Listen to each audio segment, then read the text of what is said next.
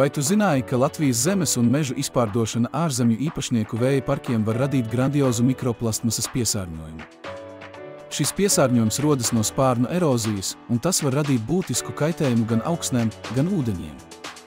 Spārnu erozija no vēja parku turbina ir radījusi milzīgu mikroplasmasas daudzumu, kas nonāk gan augsnēs, gan ūdeņos.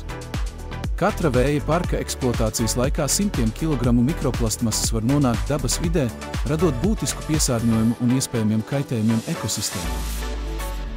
Mani sauc Mārtiņš Ate un esmu deputāta kandidāts no Tauta Zeme valstiskums saraksta numur 13 Eiropas parlamenta vēlēšanās.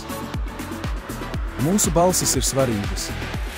Tikai kopā mēs varam panākt, ka Latvija zied Eiropā, saglabājot savu unikālo identitāti un brīvību.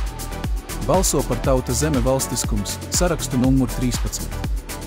Uzziniet vairāk par mani martinsate.com.